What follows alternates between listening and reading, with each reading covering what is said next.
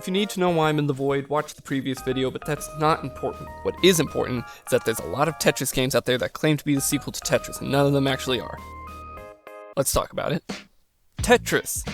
What do you want me to say? You drop blocks, you clear lines, you avoid dying, it's just like real life. Everyone with lungs has played Tetris in one way or another, and for the longest time I assumed that every Tetris was made equal. There wasn't a specifically good or bad version of it, because at the end of the day, you're still placing blocks. Then I decided that while I have the free time out here in nowhere, I'll play through a ton of Tetris ports to decide definitively what are the best and worst versions of Tetris. Now a few ground rules before I show my work. I played the games in mostly chronological order. I skipped mobile and browser ports because there's just too many of them. I skipped on the arcade versions because I'm not made of money to buy the cabinets and I didn't want to emulate arcade machines, that gives me stomach convulsions. And I skipped a few random games because I didn't feel like covering the several Xbox Live Arcade games and whatnot. And before you tell me that I need to play all of those Tetris games, don't. I played a lot of Tetris and am now a Tetris connoisseur. I can tell you the difference between a good one and a bad one and how to fix it. It needs solved. So without further ado, let's go back to the beginning with Tetris on the Famicom. Yeah, it's basic. Very basic. This is no-nonsense Tetris. It knows what you want and cuts the bullshit. I like it, and there's nothing really wrong with it, but that just means the next games can only really improve on this, right? Okay, never mind, we somehow went down right away. This is Tetris on the Mega Drive. This music hurt my soul. You get points randomly, the controls are rigid, regular block speed is too slow, but the fast drop is too fast, and blocks lock in place almost instantly. It's not that bad, the core Tetris gameplay is still intact, and all these nitpicks aren't enough to detract from it, but I'm just worried because Tengen developed this version of Tetris, and the next one I'm looking at. This is an unofficial port of Tetris for the Nintendo Entertainment System developed by Tengen. You see, Nintendo didn't want to publish this version, so Tengen just said screw it and reverse engineered the NES's cartridges and made their own shitty ones. This led to lawsuits, yada yada yada, but what's the game like? It's bad. The music is repetitive, the controls are weirdly loose, and the graphics are piss and give me eye ache. The blocks turn the wrong way. How do you mess this up? There's mode to play with the computer as a partner, but unless you enjoy having to constantly wait for it to move or watch it take spot you're about to place a piece in, it's not good. So now, let's go on to the one everyone knows. Tetris on Game Boy. Does everything it sets out to do flawlessly. I'm not kidding, this is genuinely one of the best versions of the game. It has good controls, good sound, good music, good visuals, all good. Great! Great! Simple, but effective. So, how does the official Tetris on NES square up to this? I see. This version is obviously based off of the Game Boy version. It's a bit better graphically, but it does cut the classic Tetris theme, so major points are being docked there. But, if I want to continue my quest to play a shit ton of Tetris, we need to sidestep into unfamiliar territory. With the first official sequel to Tetris, Weltris.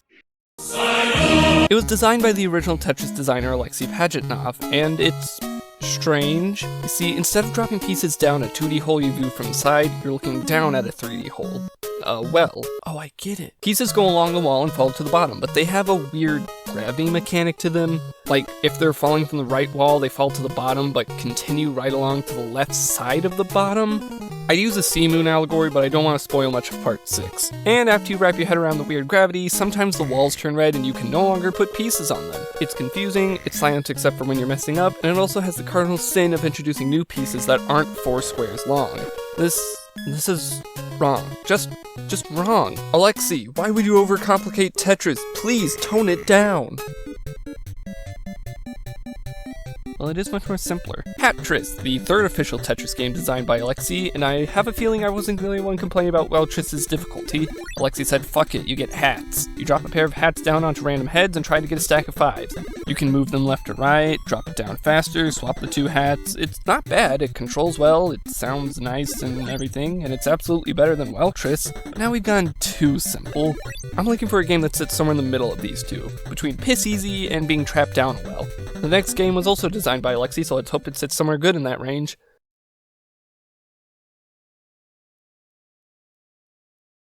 This is just Hatris again, but worse. So now instead of trying to stack 5 hats together, you need to assemble a face in the correct order, which is much harder to do compared to lining up blocks or stacking hats. Coupled with the fact the game board is smaller than Tetris, yep, I smell bad Tetris, I want a true follow-up to Tetris, one that expands on the gameplay of the original. Oh fuck, go back. This is Tetris 2 on the ZX Spectrum. It predates Tetris 2 for the NES and Game Boy, and it's fine. It has 2 modes, normal Tetris and Tetris 2. Normal Tetris is, get this, just normal Tetris. It plays fine and looks fine, I guess, but what about Tetris 2? It's just Tetris again, but now when you clear enough lines, you switch to a brick clearing mode. Hooray! It's nothing to write home about, but there is one last setting on the menu, and that's to turn on special pieces. This is wrong. As you'll soon see, a lot of Tetris sequels and ports only have 2 ways to spice up the original gameplay: add something new to clear away on the screen, or add new pieces that look like STDs. Next up is Super Tetris, not for the Super Nintendo but for MS-DOS. This is named wrong, somebody should get sued for it. This time you start with a board that's mostly filled and you need to clear away all the way down to the Taj Mahal. And the gimmick for this game? Interesting. So in Super Tetris, whenever you clear a line, you get bomb pieces. These pieces break blocks and move down through them like a drill. The more lines you clear at once, the bigger the bomb piece. You have a limited number of pieces. The only way to get more is by clearing lines or destroying these 5 blocks. I don't know, this is actually a pretty nice expansion on the main Tetris gameplay. I probably won't play it much after this video is done, but good on you, Spectrum Holobyte. You made a Tetris sequel that I can squint at and say, yeah, that looks like a competent Tetris game. My hope is a bit higher after that, so let's take a look at Tetris 2 plus Bombliss for the Famicom. This game has 2 modes, Tetris and Bombliss. Tetris is just Tetris, A-type, B-type, C-type, all that. Bombliss has 3 modes to it. Contest is more like a regular puzzle game. You're given pieces and need to completely clear the screen using regular Tetris line clearing and the bombs. Puzzle is slightly different. You need to pick the pieces to go in the right order to clear all the blocks away. And lastly is construction, which allows you to make your own puzzle stages. I would have loved this as a kid, making puzzles and completing other puzzles, you know, just creation aspect in general. But as a jaded internet-using adult, I only have one sense of joy I can get from this. Ha. Tetris Classic on MS-DOS. So you take Tetris, put paintings and historical figures in the background, make the controls worse, and it's silenced at all times. No music or sound effects. Yeah, this one isn't that good. Spectrum Holobyte, where did it all go wrong? Tetris 2 on NES. I assumed it was going to be just like Tetris 2 from the Famicom, but no, it's a ruse! This is just Dr. Mario with regular Tetris pieces. And that's only half true! Jesus Christ, censor that. The Tetris pieces are now colored red, yellow, and green, and you beat the stage by removing all the blinking squares. It's just worse Dr. Mario. Dr. Mario works because the pills are small, so it's easy to clear away viruses. Here, I was stuck for 2 minutes trying to get this one out of the corner. Next game. Tetris Battle Guide for the Super Famicom. It's honestly nice to jump up a generation like this. With all the extra power and graphics, we can understand what's going on a bit better. Mostly understand. Yeah, it's in Japanese, so if anyone out here knows the story, I don't. I'm given a character select, and even though I can't read his name, this jack-o'-lantern wizard character speaks to me on a spiritual level. I go pick a fight with Disney, and it's Tetris, but I don't understand anything going on. There are these bars that fill up when you make lines, and both players share a block pool, but other than that, I don't Japanese, so I don't know what's going on. So I inevitably lose. If I knew Japanese, this would probably be a far more enjoyable experience. Too bad I don't know Japanese. Now Tetris and Dr. Mario, on the other hand, I can speak that fluently. It has Tetris, it has Dr. Mario, it's alright. Nothing to complain about here.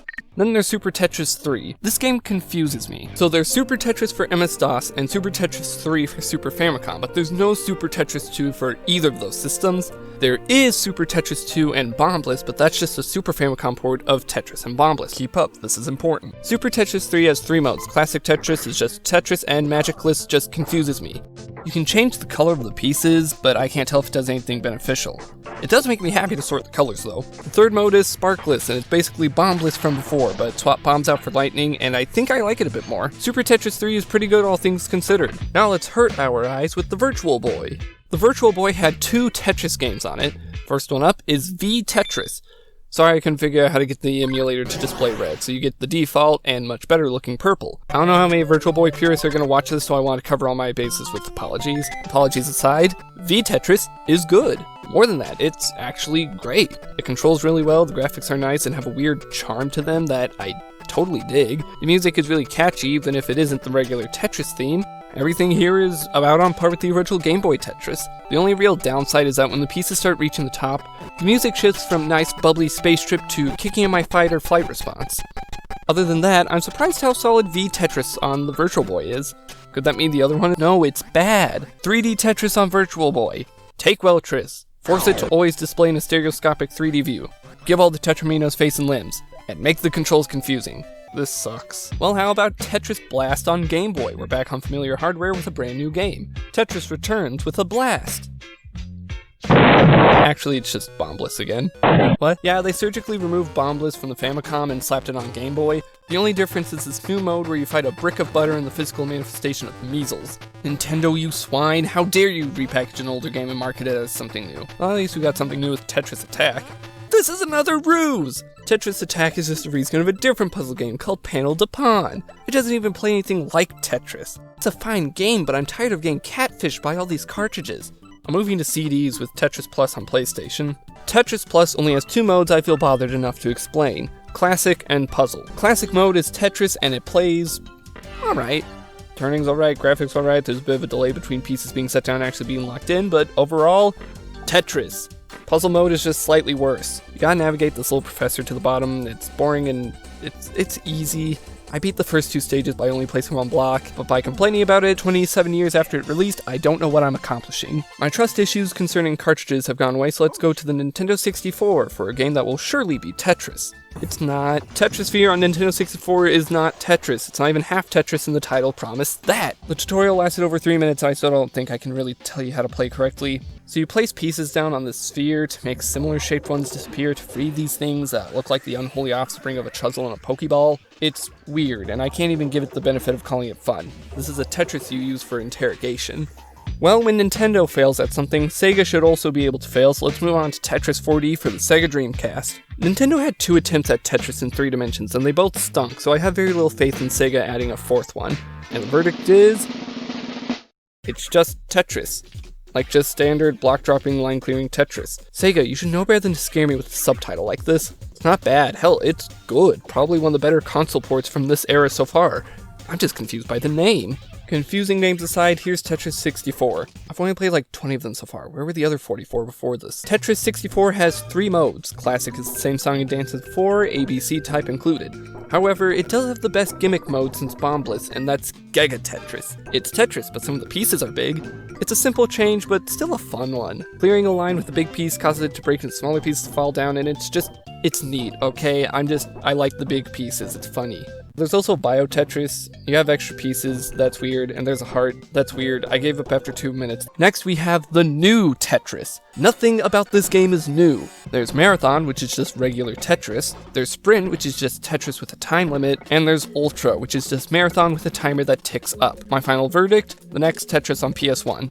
This one has Classic Tetris as a completely different part of the menu. Apparently it's not good enough to be with the next Tetris. Classic side, it's just basic Tetris, nothing special yet. But the next Tetris, on the other hand, is special yet. The main gimmick with this Tetris is the blocks are different colored and sometimes fall apart. It's actually a pretty enjoyable mechanic. But you may be thinking, StupidWizard, these Tetris games have been fine so far. There's not enough Goofy. Well, bam! Magical Tetris Challenge. I hope Donald Duck isn't a deal breaker. Magical Tetris Challenge is Tetris but with Disney characters. It's also one of the few Nintendo 64 games that is entirely 2D because Mickey can't be trusted around polygons. There's a story mode and I picked Goofy because I have self-respect. Minnie wants to make a cake, you play Tetris in the ovens. When do we add the salt? Story mode has a mechanic called Magical Tetris. When you clear lines, instead of filling your opponent's area with gray blocks, you instead give them weird pieces. It's not a bad mechanic, but I feel like it's not that much of a hindrance. It's just kind of giving you more blocks, even if they are kind of weird. There's a second story mode, this time having the traditional clear line attack, and endless mode that lets you pick between regular, endless, or mode to play with the magical Tetris from story mode. This game is really nice. It's not exactly the most complicated Tetris, it has Goofy, but the artwork is really appealing and the music is nice and calming. Well, you know what they say, when you play a game with Goofy in it, you have to follow it up with another Dreamcast Tetris game. Don't act like you've never heard that saying. Sega Tetris for the Dreamcast. Everything's in Japanese, this monkey is my new paralysis demon, and you play Tetris. The Tetris itself isn't the greatest, pieces lock in place instantly, which makes it hard to maneuver. There's a slot machine that served no purpose from what I could tell, and the sound of the blocks landing is way too violent for a Tetris game. Tetris Worlds on GameCube. We start with an opening cutscene. We are facing the ultimate crisis. Global warming. A Tetris game with a story about aliens. I did not think Magical Tetris having story mode would lead to this, but here we are. We have two options, story mode and arcade mode. Arcade mode has 7 different modes to play. Learning only gives you line blocks and nothing else. If I had no idea what Tetris was, I don't think this would help much. Square is literally just Tetris. Cascade is Tetris, but when pieces break apart, each individual square has gravity. This mechanic is just okay. Sticky brings back the fun multicolored gravity pieces from the next Tetris on PlayStation. Hotline makes it so lines only give points if they're made in lasers, and Fusion has you destroying these little red squares. What about the story mode? It's just Tetris. You pick a world, each one being of a different difficulty and mode, and play. The only difference between this and the arcade mode is 1, you can play a marathon. All of arcade mode had line goals. 2, a voice keeps whispering to you about how to play and how many lines you got. Tetris. And 3, polygonal testicle in the corner. You know, now that we're getting into the 6th generation of consoles, we're gonna see some high quality Tetris built with PS2, Xbox, GameCube, and PC in mind. What the hell is that? Okay, short history time. This is a Pokemon. Can I eat it? No, but it's very popular. So popular that Nintendo made a miniature console based on the franchise. Can I eat it? Sure. It was small, light, used a monochrome LCD display, and was very simple. It's essentially a calculator wearing the skin of a Wooper, but it had a version of Tetris on it, and I'll be damned if I don't play it. There were some games I cut out of this list for time and ease of workload, so when the bozo asked me to play Tetris Grandmaster sees I didn't include it, I had bigger fish to fry. We turn it on, and I hate having ears. This thing creates some of the most headache-inducing sounds I've ever heard from my handheld consoles. For the sake of the video, I'm just gonna play some regular Tetris music. The game itself? Tetris. It's basically Tetris for your Game Boy, but whenever you get 4 lines, you catch whatever Pokemon is there. It plays fine, but like, why would you want this? There's not much to it. Just play the Game Boy. Oh look, a Pokédex. Given how simple this game is, there's gotta be like a dozen, 2 dozen Pokemon.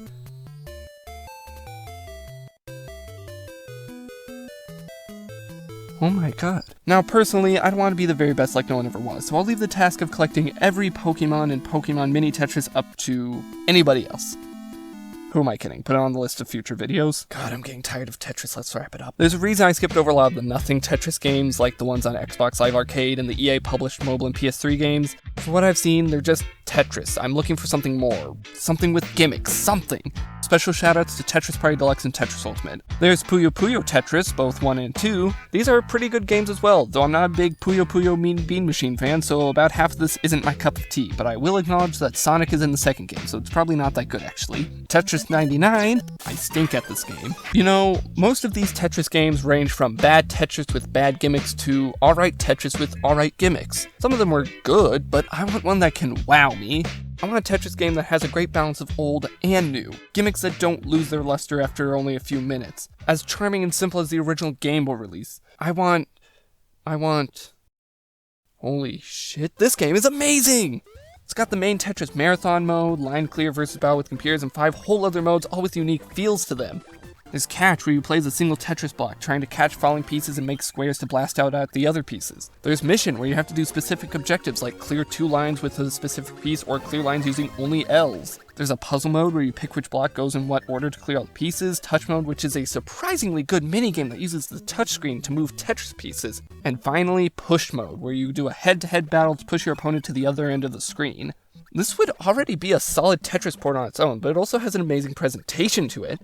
Catch is falling down a Metroid level, mission is themed like The Legend of Zelda, puzzle is Yoshi, touch is Balloon Fight, push is Donkey Kong, and standard has you go through a ton of NES games, even the ones that aren't present in the other modes. The further you go, the music gets more intense and it starts showing harder and harder classic NES games on the screen, and when you get close to the end, it switches to classic Game Boy Tetris.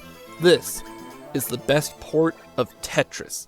All in all, what I said in the beginning about no true good or bad Tetris, not totally true. Sure, a lot of them just fall into average territory, but some of them were the best versions of Tetris I've played in a long time, and some of them were the worst, but in the end, I still enjoyed playing through all of them. It gave me a small idea of how a classic game can change over decades of sequels, and was a good way to pass the time waiting for someone to rescue me from the void. How long was I playing Tetris for?